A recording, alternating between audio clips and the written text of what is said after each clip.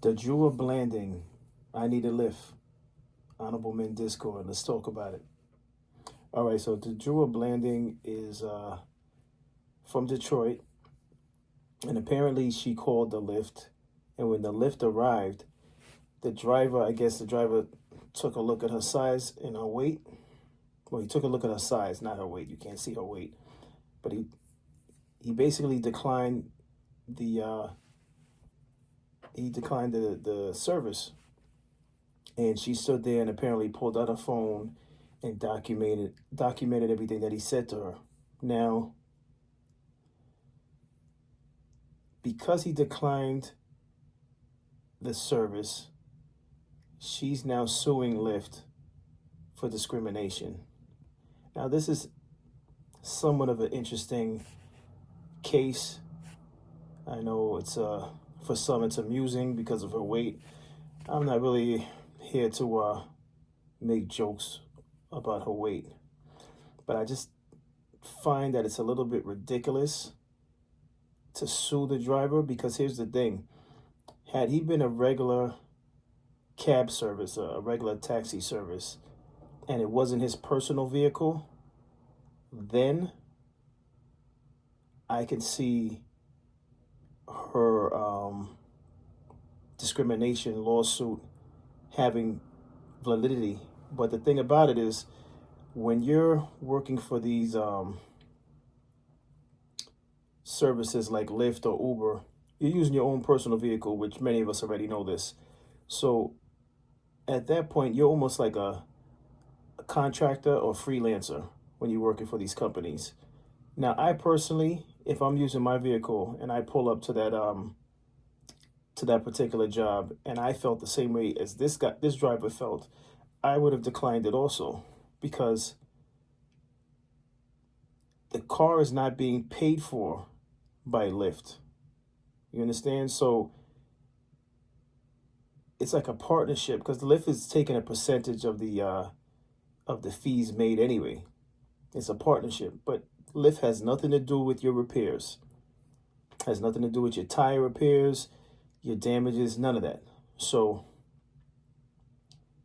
at that point, I believe it's up to the driver's discretion whether or not they want to take it or not. Drivers could turn down jobs as many times as they want. I don't see how this could turn into a lawsuit. I know she's trying to make it a lawsuit, but I don't know how serious this is, because he also found time to disclose that she's also a rapper. And I don't know if this is just promotion for her, trying to bring attention to a single that she might have. I don't know what's going on with this, but I just think it's a little ridiculous. I agree 100% with the driver in this case, because again, it's not like he's a regular taxi driver using a company's vehicle. Because then at that point, I would say it's a form of discrimination, because why would you care whether or not she could fit? If you're using a company's vehicle, you would at least let that customer try to get into the vehicle, right? You would at least give them a chance to see if they can get in. But when we're talking about your personal vehicle, that once you finish working whatever hours you choose to work, because that's another thing. When you do services like Lyft and Uber, you make the schedule. You make the schedule. You're in complete control of how you want to work on a day-to-day basis. And you also take into consideration that when you're not working, that same vehicle is what you use for your personal use. You know, we don't know what other occupation that man might have. We don't know about if whether or not he has a family he uses that vehicle for. Whatever the case is, he made the decision that, listen, I'm not going to risk my vehicle for someone who may not be able to fit in it, or might put a load on my suspension. And I'm not even saying that to be funny. The woman, I believe, is 300 plus pounds, maybe even 400 pounds. And she's just exercising her right as an American, and she's looking to sue Lyft.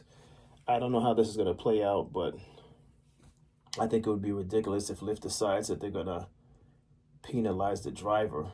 And to be honest with you, from what I saw, he was very polite.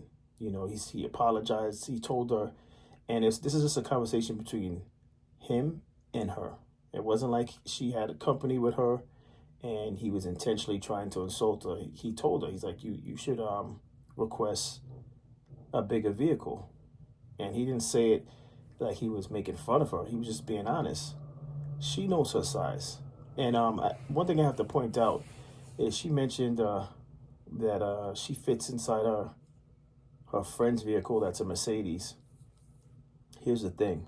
Again, your personal relationship with your friend and your friend allowing you to get in their car is completely different than a stranger who has their personal vehicle and is choosing to not have you in their car because they don't want to risk any damage to their car.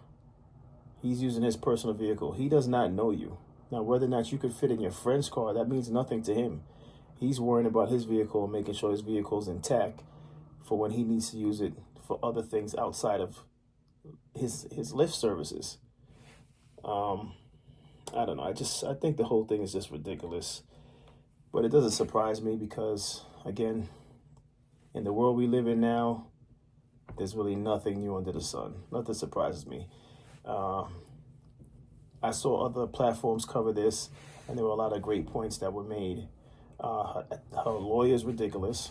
Her lawyer that she hired is ridiculous. He tried to make comparisons to this and discrimination. He's like, it's the same thing as what if the driver pulled up and he's like, I don't want to take a black person. He tried to make that comparison to her weight, and if someone discriminated a customer based on race. It's not the same thing, okay? Because like other platforms mentioned, and I agree with, is the fact that when we're talking about her weight, she can do something about it. All right, whether it's change her diet, whether it's I guess the procedure route and have surgery. There's surgeries that are out there to help her with the loss of weight. Exercise. There's things that she could do about it. But she's going to consciously look at herself in the mirror. And that's fine that she's confident. I'm not saying she's supposed to walk around depressed, but she's going to be conscious about her weight and expect the public to just embrace her. Listen, when you call a Lyft service, you're well aware of the fact that these are people's personal vehicles. It's not the same as if you call a regular taxi company. And even still, a regular taxi company, if they felt like, oh no, you're not going to be able to fit, they may turn it down also.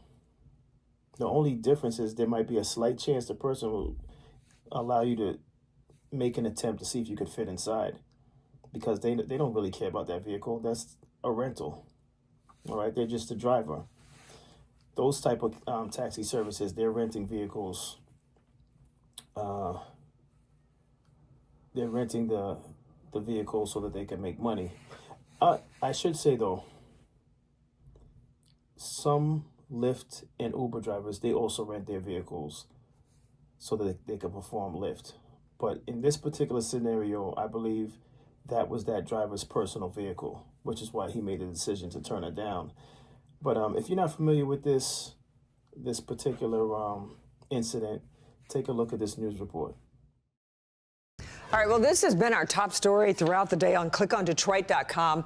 A Detroit woman turned down from a Lyft driver because she says due to her weight. She's now suing the company, accusing it of discrimination. Jacqueline Francis sat down with her and her lawyer today to get the full story. Jacqueline. Deja tells us her Lyft pulled up. She went to get in, but the doors were locked. And the reason why has her suing the rideshare company. So you really telling me I'm too big to get in your car? Deja Blandings recorded it all. Her Lyft driver pulling up only to turn her down. I was too big, and his tires, something about his tires. I asked him, what do I have to do with your tires? This happened January 18th. The 29-year-old Detroiter was headed to a Lions watch party, only she never got there. So you telling me I can't get in the lift because I can't fit in your car? Yeah, you need to order a bigger car. What make you think I can't fit in the car? Yeah, I'm sorry. The driver told her she needed to request an XL car. I was embarrassed, and I feel some type of way about it, you know. She's hired a lawyer and is suing Lyft. Well, from a legal standpoint, it seems like obvious discrimination. The Elliott-Larsen Act, which is Michigan's Civil Rights Act, specifically protects people from weight discrimination. And the driver here turned down her ride because of her weight. Deja says this experience has scarred her. I haven't really left my house since that. She hopes this lawsuit will change how people treat others of all sizes. Shouldn't have to pay for extra for a Uber XL.